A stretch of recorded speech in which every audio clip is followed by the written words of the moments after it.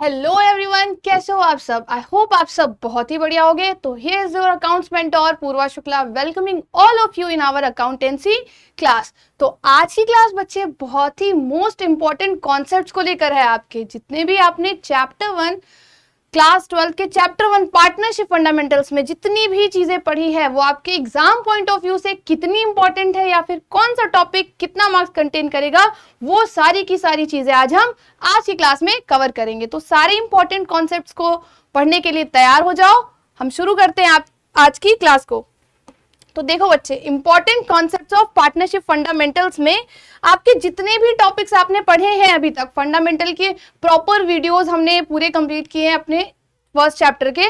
But आज की जो क्लास है वो आपकी क्लास है सिर्फ इंपॉर्टेंट कॉन्सेप्ट जो आपके एग्जाम पॉइंट ऑफ व्यू से है। तो एग्जाम पॉइंट ऑफ व्यू से आपको ये पता होना चाहिए कि कौन सा टॉपिक कितना इंपॉर्टेंट है, तो उस पर उतना ही एनर्जी और उतना ही टाइम इन्वेस्ट करना है आपको। तो सबसे पहले स्टार्टिंग से शुरू करते हैं कि पार्टनरशिप क्या है। तो पार्टनरशिप क्या है बच्चे, पार्टनरशिप में मैंने आपको बताया था कि आपने सोल प्रोप्राइटरशिप जो पढ़ा है उसी से आप कनेक्ट करते हो। तो सोल प्रोप्राइटरशिप में आपका जो बिजनेस था, बिजनेस फर्म, वो क्या करता था, बिजनेस फर्म में एक ही पर्सन होता था जो कि आपका बिजनेस को कैरी करता था। अब वो एक पर्सन सारी चीजों को मैनेज नहीं कर पा रहा था, तो इसी लिमिटेशन को देखते हुए पार्टनरशिप इंट्रोड्यूस हुआ। देन पार्टनरशिप फर्म की आपकी एक प्रॉपर डेफिनेशन दी गई है जिसे आपको क्या करना है, अच्छी तरह से पढ़ना है। और यही एक डेफिनेशन पार्टनरशिप की आप पूरी होल पार्टनरशिप अकाउंटेंसी की बुक में पढ़ोगे। ठीक है, तो क्या है, partnership is the relation between person who have agreed to share the profit of a business carried on by all or any of them acting for all। और ये सब है किस सेक्शन के तहत, सेक्शन 4 ऑफ पार्टनरशिप एक्ट 1932। इसके पहले भी बताया मैंने बच्चे आपको, इस चैप्टर में जितनी भी चीजें पढ़ोगे वो आपके इंडियन पार्टनरशिप एक्ट IPA, जिसको आप बोलते हो इन शॉर्ट में इंडियन पार्टनरशिप एक्ट 1932 के अंडर आती हैं। सारी की सारी चीजें, सारे प्रोविजन, सारे राइट्स, जितनी भी चीजें पार्टनरशिप के रिगार्डिंग हैं वो सब इसी एक्ट के अंदर आएंगे सेक्शन 4 के तहत। ठीक है, तो ये आपको समझ में आ गया होगा डेफिनेशन। ये आपका रिलेशनशिप है, एक पर्सन के जो दो पार्टनर्स होंगे, उन दोनों पार्टनर में 2 हो सकते हैं, 3 हो सकते हैं, तो दोनों पार्टनर्स में एक रिलेशनशिप जिसमें कि क्या किया जाता है, प्रॉफिट को एग्रीड रेशियो में शेयर किया जाता है बिजनेस के, और उसमें से कोई भी एक पर्सन सबके लिए काम करेगा। Any of them acting for all लिखा हुआ है यहाँ पे, मतलब एक अगर नहीं आया तो उसका काम भी बाकी के लोग क्या करेंगे, कंटिन्यू करेंगे, और बाकी के लोग नहीं आया तो उस सबका काम मिल करके वो एक पर्सन कंटिन्यू करेगा।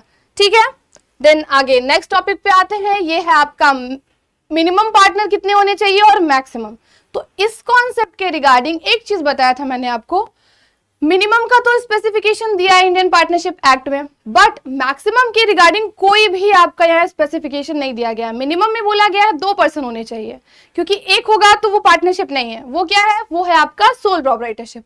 तो मिनिमम आपका 2 है, लेकिन मैक्सिमम की बात कर रहे हो तो इंडियन पार्टनरशिप एक्ट के तहत मैक्सिमम में आपके नो स्पेसिफाइड लिमिट है, कितने भी हो सकते हैं। बट आपका जो ये कंपनीज का एक्ट आया बाद में, मैक्सिमम उसमें 50 पार्टनर्स बता दिया गया। कितना बता दिया गया, maximum 50 partners as per rule 10 of companies rule 2014।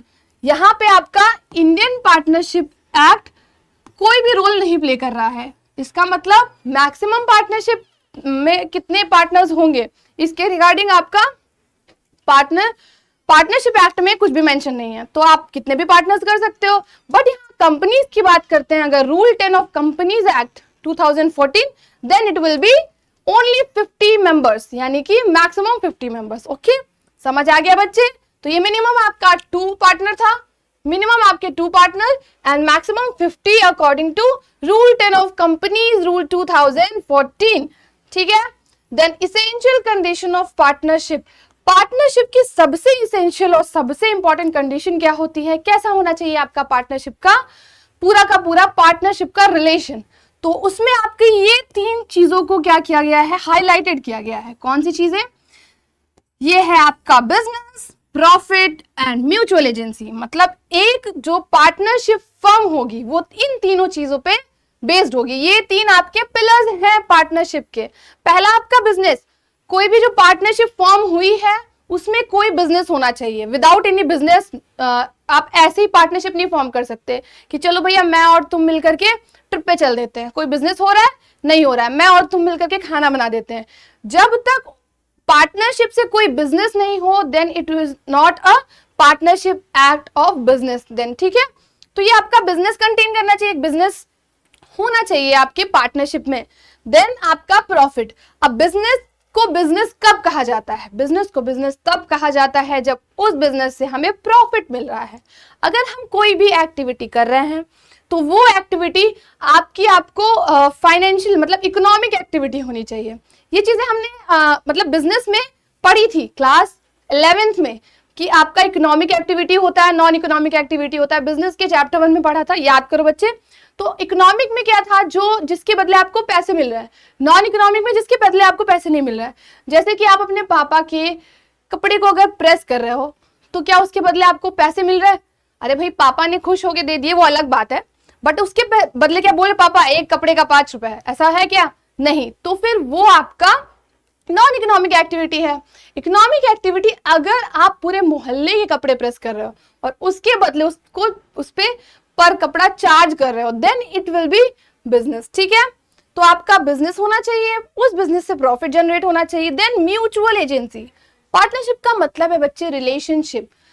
अगर कोई एक पर्सन या एक पर्सन तो पार्टनरशिप होगा नहीं। 2 पर्सन या 2 से अधिक पर्सन साथ में काम कर रहे हैं तो म्यूचुअल अंडरस्टैंडिंग होनी चाहिए और म्यूचुअल एजेंसी, दोनों एक साथ काम करें तो कोऑर्डिनेशन होना चाहिए। कोऑर्डिनेट करके कोऑपरेट करके काम को कर रहे हैं। तो ये तीनों आपके पार्टनरशिप के पिलर्स हैं बच्चे, ठीक है।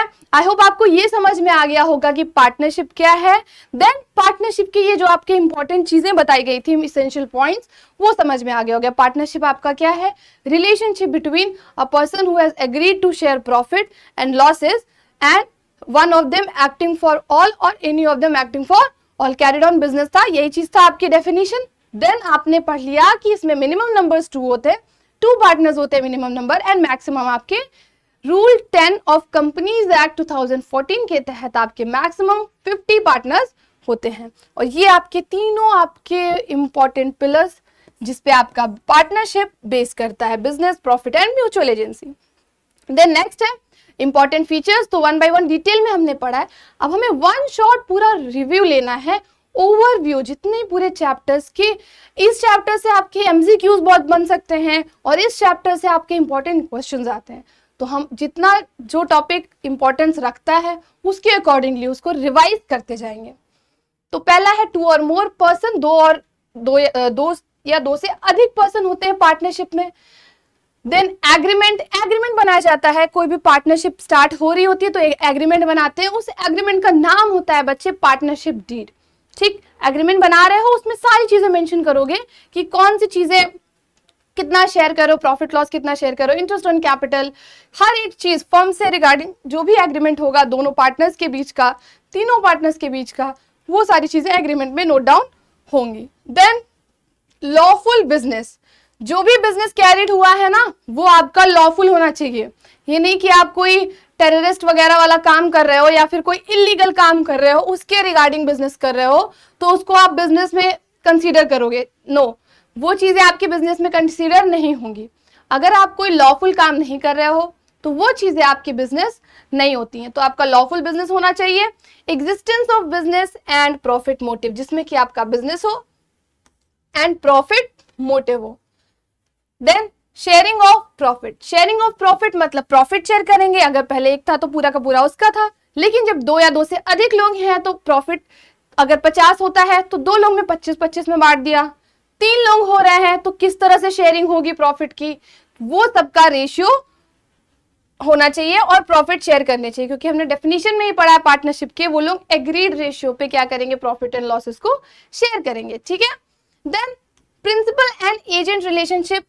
प्रिंसिपल एंड एजेंट रिलेशनशिप का मतलब ये होता है कि अगर 2 पार्टनर हैं या 2 से अधिक पार्टनर्स हैं तो आपस में हर कोई एक दूसरे का प्रिंसिपल है और हर कोई एक दूसरे का एजेंट है। यानी एक ने अगर दूसरे को कुछ कहा तो अंडरस्टैंडिंग और कोऑपरेशन कोऑर्डिनेशन के साथ वो दोनों काम करेंगे। एक ने एक दूसरे को कहा तो वो बात मानेगा, या फिर दूसरे ने अगर उसको कहा तो वो भी उसकी बात मानेगा। तो एज अ प्रिंसिपल और एज अ एजेंट दोनों ही वहां पर काम करते हैं, ठीक है।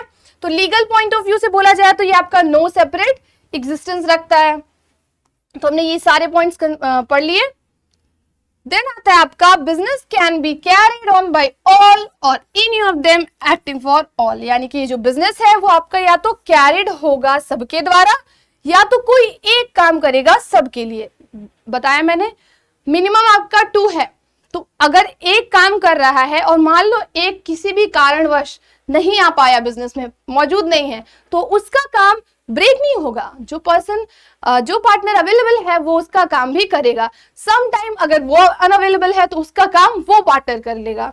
तो यहाँ पर यही बोला जा रहा है, कोई एक सबका काम करेगा और वो सब मिलकर के उस एक का भी काम करेंगे। ठीक है। देन राइट ऑफ पार्टनर, अब एक पार्टनर को पार्टनरशिप में क्या क्या अधिकार दिए जाते हैं, राइट्स। वैसे तो ह्यूमंस को भी राइट्स दिया गया है हमारे कॉन्स्टिट्यूशन में, देन पार्टनर का भी तो राइट होगा पार्टनरशिप में। तो क्या क्या राइट है इसको एक बार पढ़ लेते हैं। ये सारे पॉइंट जितने भी हम पढ़ रहे हैं ना, फीचर्स हो गए, राइट्स हो गए, ये सारे आपके एमसीक्यूज में आ सकते हैं बच्चे। इस वजह से इसको रिवाइज करते चलना और अच्छे से पढ़ते चलना। Right to participate in management, किसी भी पार्टनर का ये अधिकार होता है कि वो मैनेजमेंट में पार्टिसिपेट करे, बिकॉज दोनों ही पार्टनर इक्वली ओनर होंगे उस बिजनेस के, तो दोनों ही मैनेजमेंट में पार्टिसिपेट कर सकते हैं। मैं दोनों इसलिए बोल रही हूँ क्योंकि मिनिमम 2 है, आपके अगर 3 है तो तीनों ही पार्टिसिपेट करेंगे। ठीक है। Then next one is right to inspect book of accounts and have a copy of it, यहीं तक है। ठीक है। तो मतलब यहां पर राइट होता है उनके पास, हर पार्टनर के पास ये अधिकार है कि वो जब चाहे तब उस फर्म के पूरे बुक ऑफ अकाउंट्स को चेक कर सकता है और उसका एक कॉपी अपने पास रख सकता है, क्योंकि वो क्या है, वो ओनर, इक्वली ओनर्स हैं। देन वो पार्टिसिपेट कर रहा है मैनेजमेंट में, तो वो उसका हक बनता है, उसका अधिकार बनता है कि वो बुक ऑफ अकाउंट्स को चेक करे, बिजनेस में क्या चीजें हो रही हैं, कितना है प्रॉफिट, कितना लॉस, क्या फाइनेंशियल पोजीशन है, एसेट लायबिलिटी, हर चीज के रिगार्डिंग सारी इंफॉर्मेशन रख सके और उसका एक कॉपी अपने पास रख सके। Then third one is right to share profit and losses, ये तो आपका नोन ही था पार्टनरशिप में कि आपका प्रॉफिट लॉसेस शेयर करेगा। Right to receive interest on his or her loan to the firms at the rate of 6% per annum, तो यहाँ पे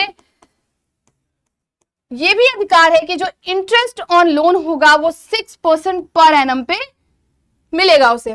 then a partner has the right not allow the admission of new partner, तो उस partner के पास ये right होता है कि वो किसी भी नए पार्टनर के एडमिशन पे क्या कर सके, रोक लगा सके। अगर देखो पार्टनरशिप डीड अगर है तो उसमें मेंशन है, then it is okay. Then अगर पार्टनरशिप नहीं है तो कोई भी एक पार्टनर अगर नहीं चाहता कि कोई तीसरा पार्टनर एंटर करे बिजनेस में, तो कोई भी तीसरा पार्टनर एंटर नहीं कर सकता। बिना आपके एग्जिस्टिंग पार्टनर्स की सहमति के कोई तीसरा पार्टनर आपके बिजनेस में एंटर नहीं कर सकता, एडमिशन ऑफ पार्टनर नहीं हो सकता। ठीक है, ये भी आपका राइट ऑफ पार्टनर है। Then after giving proper notice a partner has right to retire from the firm, अगर एक प्रॉपर नोटिस दिया जाए उसके बाद ही कोई भी पार्टनर आपका क्या करता है, रिटायर कर सकता है फर्म से। तो ये सारे आपके राइट्स ऑफ पार्टनर थे। ठीक है बच्चे। Then next one is partnership deed, ये बता दिया मैंने आपको पार्टनरशिप डीड क्या है। पार्टनरशिप डीड आपकी एग्रीमेंट है। क्या है बच्चे, एग्रीमेंट। ये आपकी मे बी ओरल और मे बी रिटन हो सकती है। Partnership deed normally written in document होती है, बिकॉज क्योंकि आप जो भी एग्रीमेंट बनाते हो ना, लोग प्रीफर करते हैं क्या, रिटन, आगे चल के कोई भी मिसअंडरस्टैंडिंग ना हो, इस वजह से एक रिटन एविडेंस, रिटन डॉक्यूमेंट होना जरूरी होता है किसी भी फर्म के लिए। उसमें सारी की सारी चीजें उस फर्म के रिगार्डिंग मेंशन होती हैं, फर्म का नेम, फर्म का एड्रेस, उसके पार्टनर्स के नेम, पार्टनर्स के information in detail, profit sharing ratio, interest on capital, interest on drawing, loan के इंटरेस्ट, सैलरी, कमीशन, सारी की सारी इंफॉर्मेशन पार्टनरशिप डीड में मेंशन होती है। ठीक है, तो इट में भी रिटन और ओरल लिखा है यहाँ पे, आपका रिटन भी हो सकता है, ओरल भी हो सकता है। इट इज नॉट मैंडेटरी, जरूरी नहीं है कि पार्टनरशिप डीड बनाओ ही, कभी कभी एब्सेंस भी होता है, पार्टनरशिप डीड नहीं लिखा होता, नहीं बना होता, तो ये आपके ऊपर डिपेंड करता है। Then it also called article of partnership, ये भी जान लो, पार्टनरशिप डीड को आप आर्टिकल ऑफ पार्टनरशिप भी कहते हो। ठीक है, पार्टनरशिप डीड हो गया। Then it contain following points, means name and address of the firm and partner, firm का नेम एंड एड्रेस, पार्टनर का नेम एंड एड्रेस, पार्टनर्स की डिटेल। अब कोई भी पर्सन किसी भी कंपनी में काम कर रहा हो तो उसकी डिटेल्स चाहिए होती है ना। मान लो भाई कोई फ्रॉड हो गया, या फिर कोई टेररिस्ट हो गया, आगे चल के कंपनी को कोई लॉस कर दिया, देन इट इज नेसेसरी कि वो उस फर्म से रिलेटेड जो भी एम्प्लॉयज हैं, जो भी पार्टनर्स हैं, उनके डिटेल्स उसमें मेंशन हो। ठीक है, ये हो गया। Then next one is nature of business. Business का नेचर क्या है, कैपिटल कंट्रीब्यूशन क्या है, प्रॉफिट शेयरिंग रेशियो क्या है, ये चीजें इसमें मेंशन होती है। Interest on capital, salary, commission, just I से कि ये सारी की सारी चीजें आपकी पार्टनरशिप डीड में मेंशन होती हैं बच्चे। ठीक है, then in partnership the liability of all partner are unlimited. तो ये भी जान लो बच्चे, पार्टनरशिप में क्या होती है, लायबिलिटी हर पार्टनर की क्या होती है, अनलिमिटेड होती है। अनलिमिटेड लायबिलिटी का मतलब क्या है, अनलिमिटेड लायबिलिटी का मतलब ये है अगर बिजनेस में कोई भी लॉस हो रहा है और बिजनेस को किसी को पे करना है कोई अमाउंट और वो बिजनेस नहीं पे कर पा रही है, तो उसके बिहाफ पे कौन पे करेगा, पार्टनर्स। पार्टनर्स को भले ही अपनी पर्सनल प्रॉपर्टी से वो पे करना पड़े, वो कौन पे करेगा, वो पे करेंगे पार्टनर्स। तो इस वजह से यहाँ पे बताई जा रही है जो पार्टनरशिप है उसमें जो पार्टनर्स की लायबिलिटी होती है वो क्या होती है, unlimited. Registration of partnership firm is not compulsory. Partnership firm का रजिस्ट्रेशन कंपल्सरी नहीं होता है, नॉट कंपल्सरी। यहाँ पे एक आपका नया कॉन्सेप्ट आता है एलएलपी का, जिसका मतलब है लिमिटेड लायबिलिटी पार्टनरशिप। इसमें और पार्टनरशिप में यही डिफरेंस है, पार्टनरशिप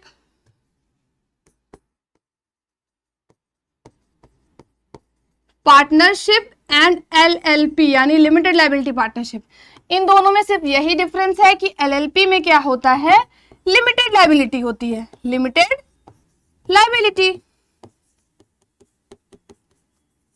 और इसमें क्या है, पार्टनरशिप में आपकी अनलिमिटेड लायबिलिटी है।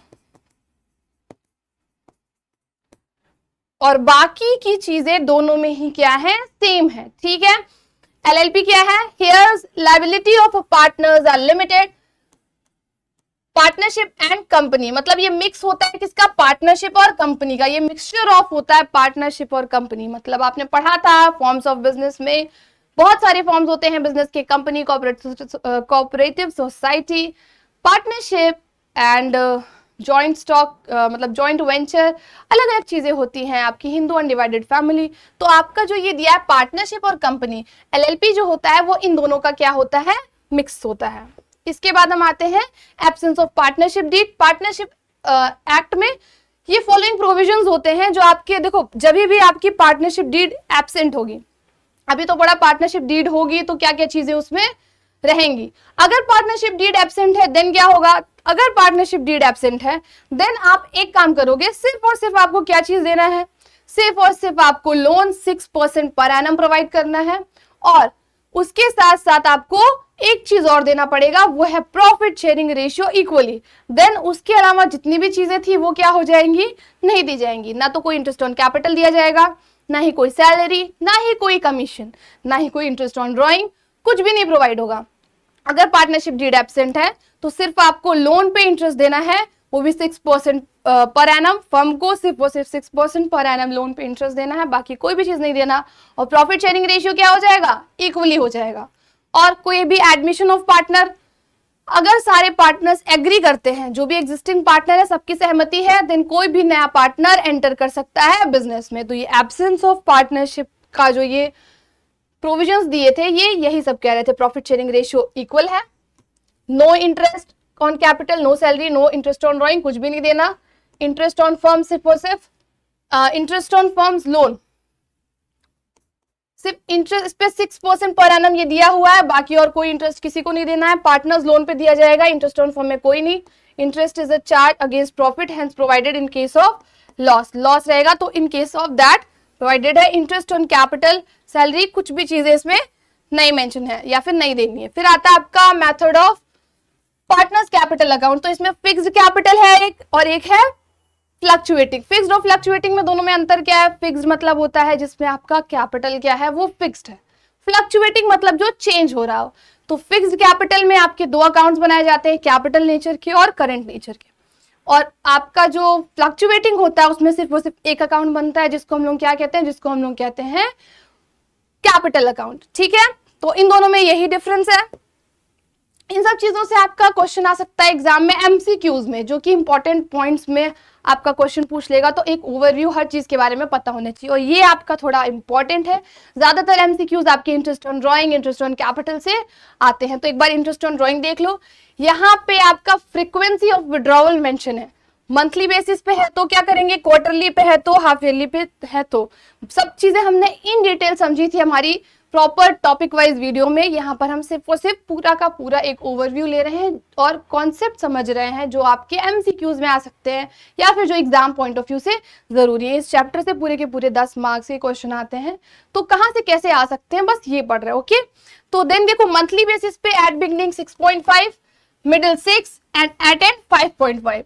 क्वार्टरली बेसिस पे कैलकुलेट कर रहे हैं तो बिगनिंग में 7.5, मिडिल में 6 एंड देन 4.5 एंड में। एंड हाफ ईयरली बेसिस पे बिगनिंग में 9 मंथ्स, मिडिल में 6 एंड एंड में 3 मंथ्स। समझ में आया? ये आपका क्या हो गया पूरा का पूरा, ये पूरा का पूरा आपका इंटरेस्ट ऑन ड्राइंग के रेट्स हो गए जो कि आपके एमसीक्यूज में इंपॉर्टेंट होते हैं। फिर आता है आपका कमीशन। कमीशन आपका ये होता है पार्टनर्स का,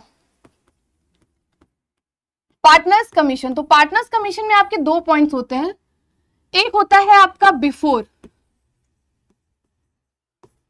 चार्जिंग और एक होता है आफ्टर चार्जिंग।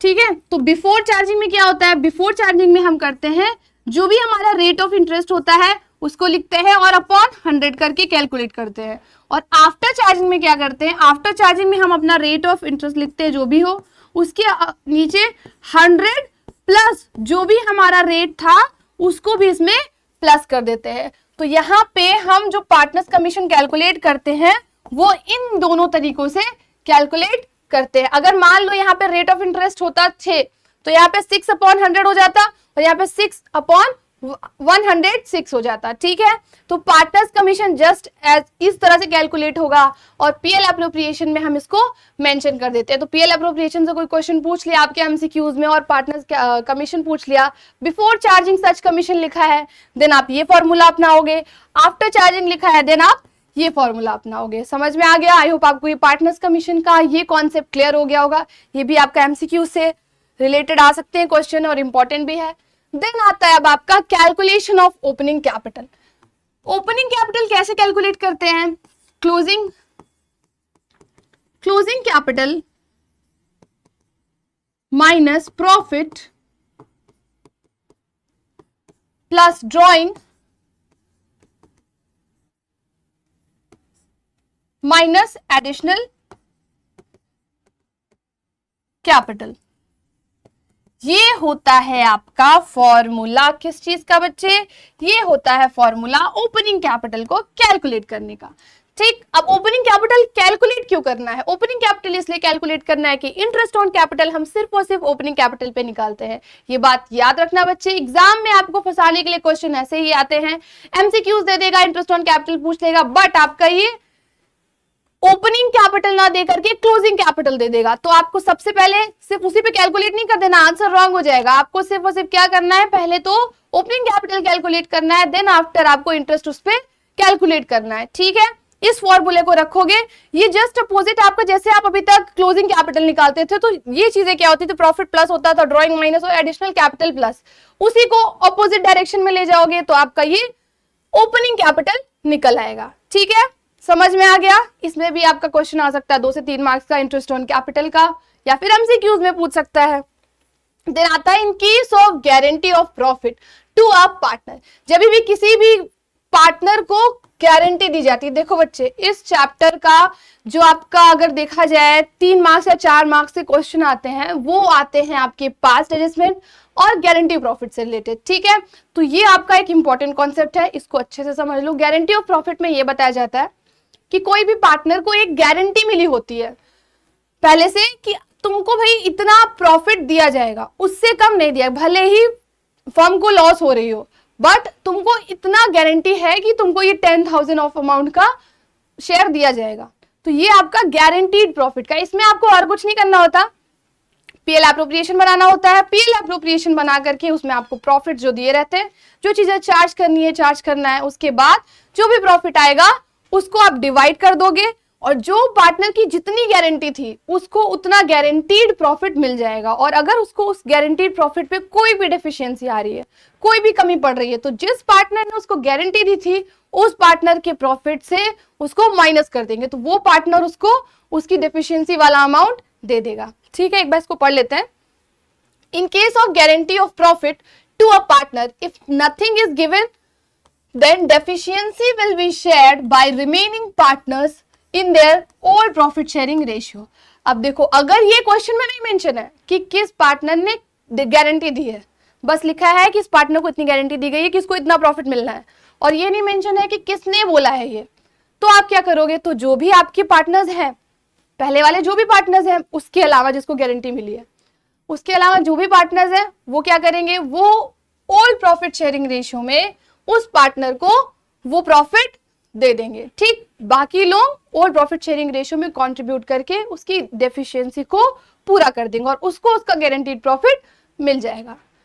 इसके अलावा एक पॉइंट और है, don't forget the date when they commenced partnership, calculate guaranteed amount accordingly. जब भी उनका ये पार्टनरशिप स्टार्ट हुआ था, कमेंस हुआ था, स्टार्ट बोलते हैं कमेंस को, वो वाला डेट आपको याद रखना है, उसको भूलना नहीं, क्योंकि उसी के अकॉर्डिंगली हमको ये गारंटी अमाउंट को कैलकुलेट करना है। ठीक है बच्चे, तो ये पूरा का पूरा आपका चैप्टर 1 फंडामेंटल ऑफ पार्टनरशिप का इंपॉर्टेंट कॉन्सेप्ट था, सारा का सारा हमने पूरा कंप्लीट कर लिया है। इसी में से बस इसी टॉपिक्स से रिलेटेड आपके क्वेश्चंस एग्जाम में आते हैं। 10 मार्क्स का क्वेश्चन आता है इस चैप्टर से, एमसीक्यूज आ जाएंगे 6-7, उसके अलावा सिर्फ और सिर्फ आपके 1 या 2 क्वेश्चंस वैसे दे दिए कैलकुलेटिव, तो इंटरेस्ट ऑन कैपिटल से दे सकते हैं, आपका ओपनिंग कैपिटल निकालने को, उस पे इंटरेस्ट निकालने को फंसाने वाले ये क्वेश्चन हो सकते हैं। बाकी profit of guaranteed and past adjustment, और बाकी आप जितना भी पढ़ा है उसको जस्ट एंड ओवरव्यू ऊपर ऊपर से भी याद रखोगे तो एमसीक्यूज तो पक्का ही आपके हो जाने हैं। तो आज के लिए टाटा बाय बाय, मिलते हैं हमारे नेक्स्ट वीडियो में।